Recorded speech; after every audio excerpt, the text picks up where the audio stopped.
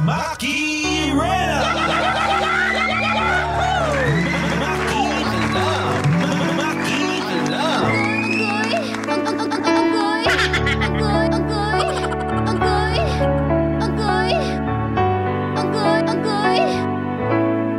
Maki Alam! 91.5 Win Radio.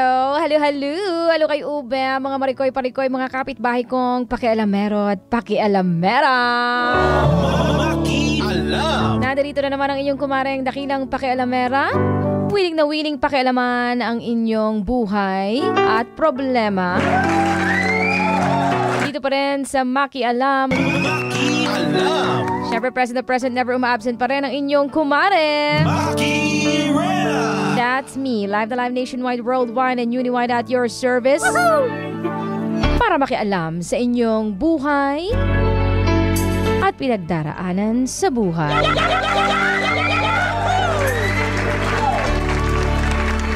Makialam na kayo sa ating comment section, mga kapitbahay. Bukas na po ang pores ng ating comment section dyan sa ating FB page, 91.5 Win Radio Manila Facebook page.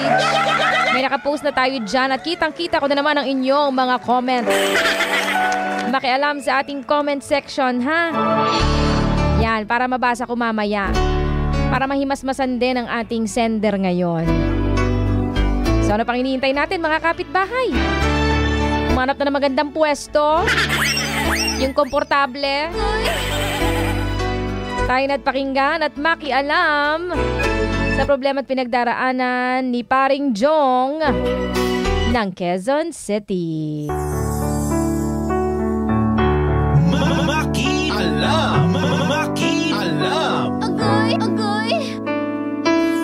Maring Maki Rena, ako po pala si Jong. Hindi ko po yan tunay na pangalan. May girlfriend po ako ngayon na itago nyo na lang po sa pangalang Tetay. Nag-away po kami noong monthsary namin noong July 13. Pagkatapos po namin tumambay sa circle para magpalipas ng oras pagtapos namin mag-jogging. Bibihira lang po kasi kami magkita ng girlfriend kong si Tetay, gawa ng pareho kaming busy sa trabaho. Noon lang kami nagkasama ulit tapos ganoon pa ang nangyari. Maring Maki, nag-away kami kasi nakita ko po siya habang magkasama kami na may iba siyang kachat sa Facebook. Tapos nagmamadali siyang isara kapag titingin ako. Para siyang may tinatago. Kaya kinuha ko yung cellphone niya. Nakipag-agawan pa siya kaya lalo akong nagduda. Na-confirm at nakita ko na meron talaga siyang kachat, Maring Maki. Raymond ang name sa Facebook. Oh, mga Raymond dyan. Classmate niya raw noong high school, ang sabi niya. Nagyayayang magpares sila. Agoy! Agoy sa pares. Kilig na kilig naman si Tetay sa mga reply niya. Nabasa ko lahat. Sa inis ko, nabato ko yung cellphone niya at nabasag. Sir! Kaya nagalit siya at nag-walk out. Ngayon, ayaw na niya akong kausapin. Anong gagawin ko, Maring Maki? Mukha kasing hihiwalayan na niya ako. Natatakot ako, Maring Maki. Need ko ng payo mo, Mare, bilang isang babae. Pakialam ka naman sa pinagdaraanan kong ito. Jong ng Quezon City. Maki Alam! Maki Alam! Agoy! Guilty yan. Guilty yan, kaya ganyan siya, pare. Sa totoo lang. Truly bells, boom bells. Hayaan mo lang siya. Patas presyo. Charing gola. Sabi mukha mo, may nahuli ka sa kanya, hindi ba? So yung ginagawa niyang yan, alam niya na may kasalanan siya. Guilty siya. Kaya mo lang siya, for sure, alam na alam niya sa sarili niya yan. Alam na alam niya sa sarili niya kung ano yung ginawa niya at kung ano ang kasalanan niya. Ginagawa niya lang yan kasi ayaw kanyang harapin at ayaw niya rin harapin yung fact na nagtataksil siya sa'yo at nahuli mo siya. Ganyan kapag may kalokohan eh. Galit-galitan, di ba? Galit-galitan, School of Acting.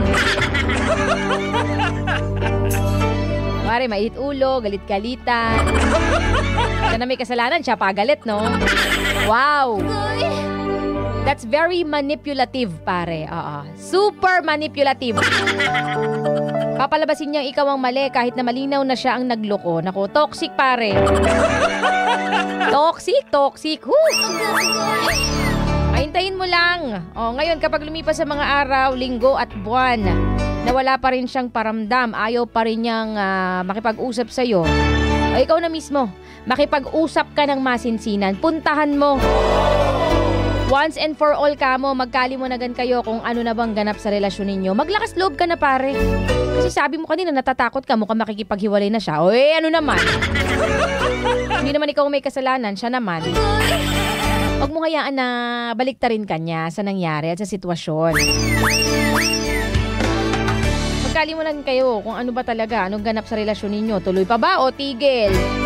Kasi pare, kung mahal ka niyan at kung healthy ang relationship ninyo, gagawin ninyong dalawang lahat para maging maayos kayo eh. You'll work it out eh. Diba? Ganun yun. Kaso sa nakikita ko, ikaw na lang ang may gusto. Tapos yung isa busy magloko. Tatanungin kita ha, paring Jong. Bet mo pa ba na magstay sa ganyang uri ng relasyon? Una, wala ka ng tiwala.